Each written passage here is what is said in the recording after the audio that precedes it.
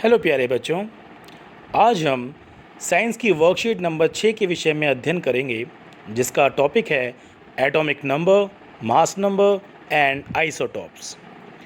बच्चों, जैसा कि पिछली क्लास में मैंने आपको एटम और उसके कंस्ट्रेंट्स के विषय में समझाया था और साथ ही साथ आपको इलेक्ट्रॉनिक कॉन्फ़िगरेशन के विषय में भी मैंने आपको समझाया था। तो बच्चों, इस क्लास में हम बात करेंगे एटम्स के एटॉमिक नंबर, मास नंबर और आइसोटॉप्स के बारे में। बच्चों, सबसे पहले हम बात करते हैं एटॉमिक नंबर की। बच्चों, एटॉमिक नंबर असल में होता क्या है? Atomic number is the total number of protons present in the atom. बच्चों, उस एटम के न्यूक्लियस में जितने नंबर ऑफ प्रोटॉन्स होते हैं उसको हम कहते हैं एटॉमिक नंबर, राइट? तो कभी भी यदि आपको कोई कन्फ्यूजन हो तो याद रखना, एटॉमिक नंबर के नाम से कंफ्यूज नहीं होना। एटॉमिक नंबर कुछ नहीं होता, सिर्फ प्रोटॉन का वो संख्या होती है जो कि उस एटम के न्यूक्लियस में विद्यमान होती है, जो उपस्थित होती है, प्रेजेंट होती है। तो atomic number is the number of protons present in the nucleus of that atom. तो उसको हम बोलेंगे एटॉमिक नंबर, किसी भी एटम का प्रोटॉन की संख्या को, नंबर ऑफ प्रोटॉन्स को एटॉमिक नंबर ही कहा जाता है। और उसका सिंबल क्या है बच्चों? किस सिंबल से इसको रिप्रेजेंट करते हैं हम? वो होता है Z। Z सिंबल से हम उसको रिप्रेजेंट करते हैं। Every atom has unique atomic number. बिल्कुल सही बात है, अलग अलग एलिमेंट्स के एटम्स, उन सब का यूनिक एटॉमिक नंबर होता है।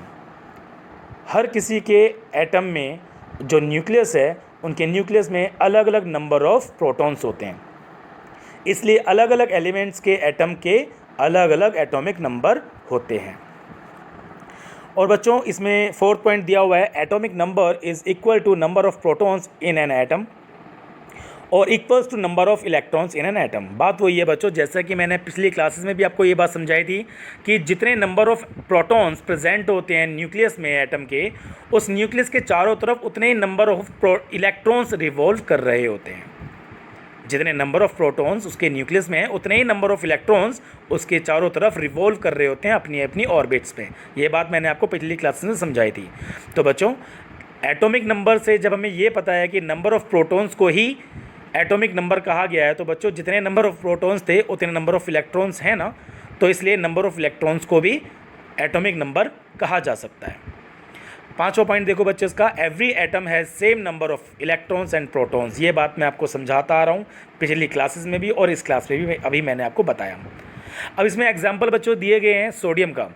Sodium Na has atomic number 11, means कितने इलेक्ट्रॉन्स थे सोडियम के पास? 11, है ना? तो 11 इलेक्ट्रॉन्स जब सोडियम एटम के थे, तो मतलब उसके न्यूक्लियस में 11 प्रोटॉन ही होने चाहिए, क्योंकि जितने इलेक्ट्रॉन बाहर रिवॉल्व कर रहे हैं उतने ही प्रोटॉन उसके न्यूक्लियस में होंगे। तो sodium has atomic number 11, this means it has 11 protons and you can say the 11 electrons, है ना? सोडियम के पास 11 इलेक्ट्रॉन्स हैं, तो जितने नंबर ऑफ इलेक्ट्रॉन्स उसके बाहर शेल में, ऑर्बिट्स में रिवॉल्व कर रहे हैं उसके न्यूक्लियस के चारों ओर, तो उतने ही नंबर ऑफ प्रोटॉन्स के न्यूक्लियस में भी होंगे। Number of electrons equal to number of protons. तो 11 इलेक्ट्रॉन्स अगर सोडियम के हैं तो 11 प्रोटॉन उसके न्यूक्लियस में भी हैं। क्लियर? आगे देखो बच्चों, इसमें अगला एग्जांपल है मैग्नीशियम का। Magnesium has atomic number 12, it means it has 12 protons and 12 electrons.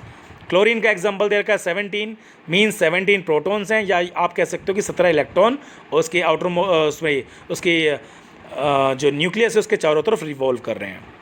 और इसमें अगला एग्जांपल कार्बन का दिया हुआ है। कार्बन का एटॉमिक नंबर 6 है, अर्थात 6 प्रोटॉन्स हैं उसके न्यूक्लियस में, और उसके न्यूक्लियस के चारों ओर जो इलेक्ट्रॉन्स रिवॉल्व कर रहे हैं वो नंबर ऑफ इलेक्ट्रॉन्स हैं, वो भी 6।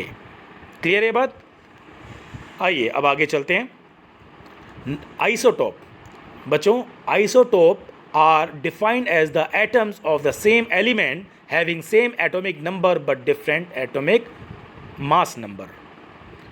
बच्चों, आइसोटोप बेसिकली यदि बात करें कार्बन की, एक एग्जांपल लेके चलते हैं कार्बन। तो कार्बन 12 भी होता है, कार्बन 14 भी होता है। तो ये जो कार्बन 12 और कार्बन 14 मैं आपको बता रहा हूँ, ये असल में आइसोटोप्स हैं कार्बन के। मीन्स कि इनका एटॉमिक नंबर तो सेम है, इनका प्रोटॉन नंबर या इलेक्ट्रॉन नंबर तो बिल्कुल सेम है इन आइसोटॉप्स का, लेकिन एटॉमिक मास इनका डिफरेंट है। और बच्चों एटॉमिक मास क्या होता है वो मैं आपको बताता हूँ। Atomic mass is the total number of protons and neutrons of an atom. किसी भी एटम के न्यूक्लियस में नंबर ऑफ प्रोटॉन प्लस में नंबर ऑफ न्यूट्रॉन जितने होते हैं, प्रोटॉन की संख्या जमा प्लस में न्यूट्रॉन की संख्या, उस टोटल नंबर को हम बोलते हैं उस एटम का मास नंबर। क्लियर है बात? तो जो आइसोटॉप्स हैं, आइसोटॉप्स किसी भी एलिमेंट के दो या दो से ज़्यादा हो सकते हैं, लेकिन उन आइसोटॉप का एटॉमिक नंबर बिल्कुल सेम होगा। मतलब उनके प्रोटॉन की नंबर बिल्कुल सेम होंगे, उनका इलेक्ट्रॉन नंबर बिल्कुल सेम होगा, लेकिन उनका एटॉमिक मास डिफरेंट होगा, अर्थात न्यूट्रॉन की संख्या ऊपर नीचे होगी। तभी तो प्रोटॉन प्लस में neutron is equal to atomic mass होता है ना।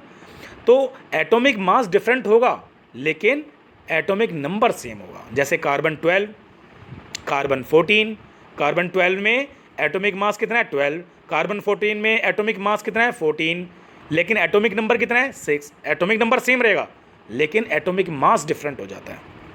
आई थिंक ये बात शायद आपको क्लियर हो गई होगी। और इसमें एग्जाम्पल आगे दे भी रखे हैं बच्चों, देखो हाइड्रोजन का। हाइड्रोजन हैज़ 3 आइसोटॉप्स, पहला प्रोटियम, दूसरा deuterium and third is tritium. देखो जो सबसे नीचे वाला नंबर दे रखा है H1 and 1, H के नीचे जो 1 लिखा हुआ है बच्चों उसे बोलते हैं एटॉमिक नंबर, जो कि सबका सेम होगा क्योंकि ये होती है प्रोटॉन का नंबर और प्रोटॉन नंबर बिल्कुल सेम है सबका। लेकिन H के ऊपर जो 1 लिखा हुआ है, 2 लिखा हुआ है, 3 लिखा हुआ है, ये होता है एटॉमिक मास। और ये तीनों हाइड्रोजन का एटॉमिक मास डिफरेंट है। पहले वाले का एटॉमिक मास 1 है, दूसरे का 2 है, तीसरे का 3 है।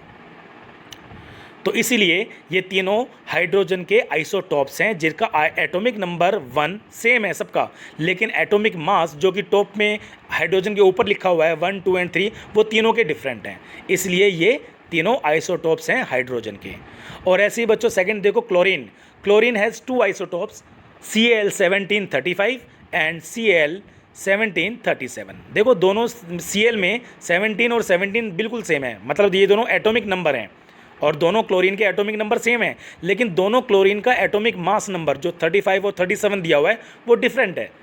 तो इसीलिए ये क्लोरीन के 2 आइसोटॉप्स हैं जिसमें एटॉमिक नंबर दोनों का सेम होना चाहिए और एटॉमिक मास दोनों का डिफरेंट होना चाहिए। इसी तरह कार्बन का देखो बच्चों C612 एंड कार्बन C614, जो मैंने आपको थोड़ी देर पहले बताया था अभी, तो वही एग्जाम्पल इसमें आगे दिया हुआ है। आगे देखो बच्चों यूजेस ऑफ आइसोटॉप्स। आइसोटॉप के हम यूजेस क्या कर सकते हैं अपनी लाइफ में, हमारी लाइफ में आइसोटॉप का क्या यूज़ है बच्चों। एन आइसोटॉप ऑफ यूरेनियम, इसमें यूरेनियम का एग्जांपल दिया है देखो बच्चों। An isotope of uranium is used as a fuel in nuclear reactor. जो यूरेनियम धातु होती है उसके आइसोटॉप्स का हम अलग अलग, जिसका एटॉमिक मास होता है उसका as a fuel nuclear reactor में हम उसका यूज़ करते हैं। न्यूक्लियर रिएक्टर के बारे में आपको अगली क्लासेस में हम बताएंगे बच्चों। पहले हम बात करेंगे आइसोटॉप्स की। आइसोटॉप्स न्यूक्लियर रिएक्टर में हम उसका एज अ फ्यूल यूज़ कर सकते हैं। और उसके बाद अगला देखो बच्चों, एन आइसोटॉप ऑफ कोबाल्ट धातु है उसका भी आइसोटॉप की बात कर रहा है यहाँ पर ये, कि isotope of cobalt is use in the treatment of cancer के ट्रीटमेंट में इस कोबाल्ट के आइसोटॉप का यूज़ किया जा सकता है। एंड थर्ड देखो बच्चों, an isotope of iodine is use in the treatment of goitre, जो गले का एक मोटा घेंगा रोग होता है उसके इलाज में भी हम आयोडीन के आइसोटॉप का यूज़ कर सकते हैं। तो बच्चों ये तो थे आइसोटॉप्स और उसके यूजेस। अब देखो बच्चों यहाँ पर मास नंबर, नीचे देखो बच्चों मास नंबर इसमें समझाया गया है।